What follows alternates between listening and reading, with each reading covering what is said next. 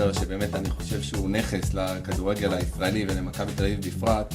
אני חושב שהיום כל שחקן שמקבל הצעה ממכבי תל אביב, עם מועדון בסדר גודל של מכבי תל אביב, לא יעסס לרגע ויקח את ההצעה בשתי ידיים. מתקשה להגיע למצב, אולי קטן עכשיו מעביר את הכדור לוורד, ורד בתוך הרחבה, מנסה להעביר את הכדור לאמצע, מוצא את הכדור באמצע, אולי אנחנו רוצים גול, כן!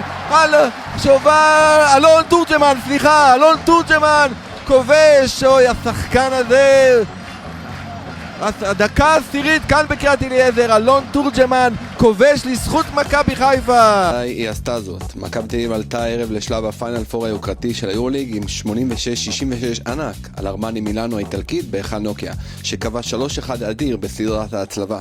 הוא מקום בין 4 הגדולות של הכדורסל האירופי. תראה, אין לי בשורות טובות לאוהדי הכדורגל בארץ. אני חושב שמכבי תל אביב, בעונה לא גדולה שלה, הצליחה לסיים את העונה בפער עצום מהמקום השני.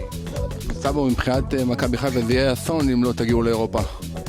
כרגע זה לא חשוב לחשוב אירופה, לא אירופה, חשוב לשחק כמו קבוצה. החווה הבלגי של צ'לסי נמצא בדרך חוצה מהקבוצה, וזאת לאחר עימות תקשורתי עם מוריניו בעקבות ההפסד 3-1 לאתלטיקו מדריד בחצי גמר ליגת האלופות. ספורט פאנל, המכללה לתקשורת ספורט בניהולו המקצועי של נדב יעקבי.